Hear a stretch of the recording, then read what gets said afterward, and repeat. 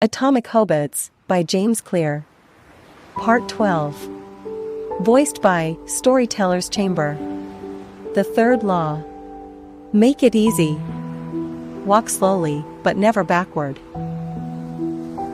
On the first day of class, Jerry Yulsman, a professor at the University of Florida, divided his film photography students into two groups. Everyone on the left side of the classroom, he explained, would be in the quantity group. They would be graded solely on the amount of work they produced. On the final day of class, he would tally the number of photos submitted by each student. 100 photos would rate an A, 90 photos AB, 80 photos AC, and so on. Meanwhile, everyone on the right side of the room would be in the quality group. They would be graded only on the excellence of their work. They would only need to produce one photo during the semester, but to get an A, it had to be a nearly perfect image. At the end of the term, he was surprised to find that all the best photos were produced by the quantity group. During the semester, these students were busy taking photos, experimenting with composition and lighting, testing out various methods in the darkroom, and learning from their mistakes. In the process of creating hundreds of photos, they honed their skills. Meanwhile, the quality group sat around speculating about perfection. In the end, they had little to show for their efforts other than unverified theories and one mediocre photo. It is easy to get bogged down trying to find the optimal plan for change, the fastest way to lose weight, the best program to build muscle, the perfect idea for a side hustle.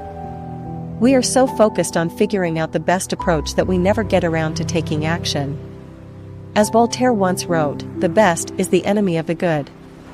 I refer to this as the difference between being in motion and taking action. The two ideas sound similar, but they're not the same. When you're in motion, you're planning and strategizing and learning. Those are all good things, but they don't produce a result. Action, on the other hand, is the type of behavior that will deliver an outcome. If I outline 20 ideas for articles I want to write, that's motion. If I actually sit down and write an article, that's action. If I search for a better diet plan and read a few books on the topic, that's motion. If I actually eat a healthy meal, that's action. Sometimes motion is useful, but it will never produce an outcome by itself.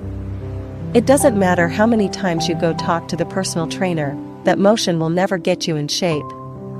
Only the action of working out will get the result you're looking to achieve. If motion doesn't lead to results, why do we do it? Sometimes we do it because we actually need to plan or learn more. But more often than not, we do it because motion allows us to feel like we're making progress without running the risk of failure. Most of us are experts at avoiding criticism. It doesn't feel good to fail or to be judged publicly, so we tend to avoid situations where that might happen. And that's the biggest reason why you slip into motion rather than taking action. You want to delay failure. It's easy to be in motion and convince yourself that you're still making progress. You think, I've got conversations going with 4 potential clients right now. This is good. We're moving in the right direction. Or, I brainstormed some ideas for that book I want to write. This is coming together. Motion makes you feel like you're getting things done. But really, you're just preparing to get something done.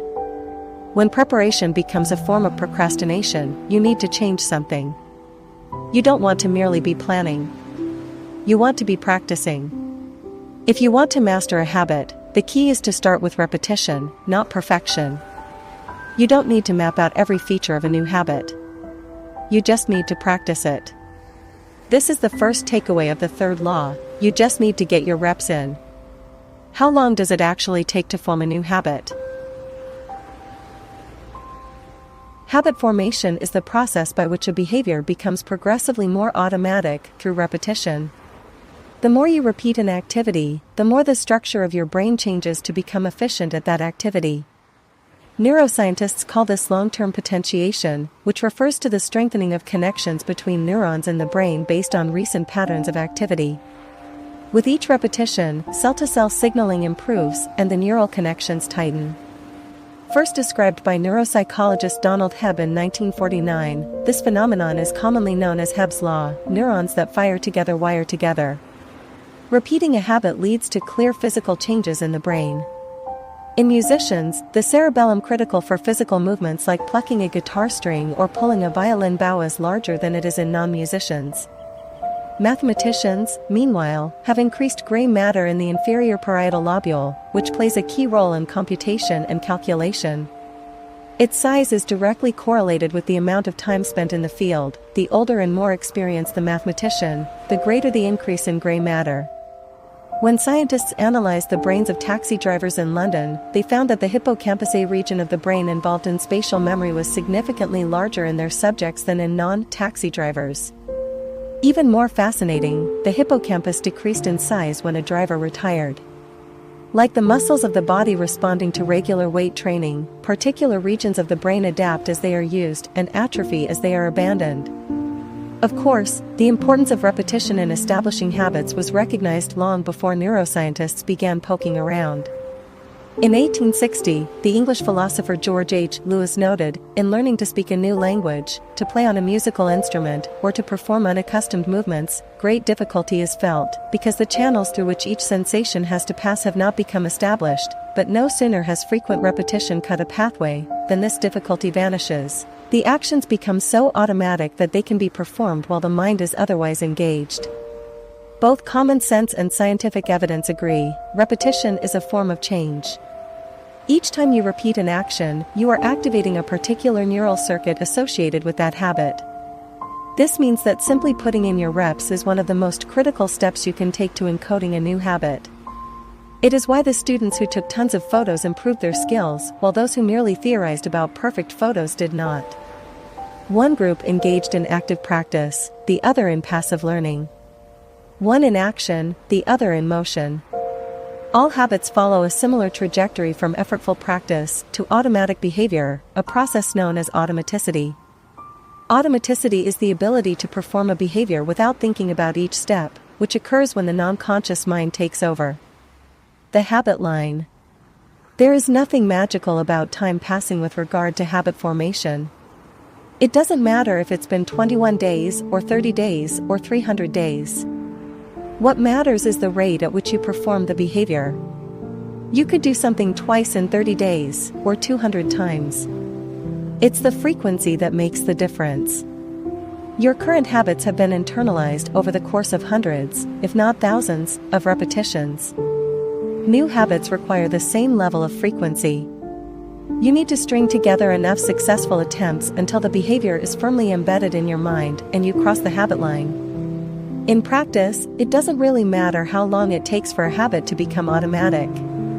What matters is that you take the actions you need to take to make progress. Whether an action is fully automatic is of less importance. To build a habit, you need to practice it. And the most effective way to make practice happen is to adhere to the third law of behavior change: make it easy. The chapters that follow will show you how to do exactly that. Chapter Summary. The third law of behavior change is make it easy. The most effective form of learning is practice, not planning. Focus on taking action, not being in motion. Habit formation is the process by which a behavior becomes progressively more automatic through repetition. The amount of time you have been performing a habit is not as important as the number of times you have performed it. Thank you so much for listening to this audiobook. I hope you enjoyed it as much as I enjoyed creating it. If you want to see more of my work, please consider subscribing to our channel.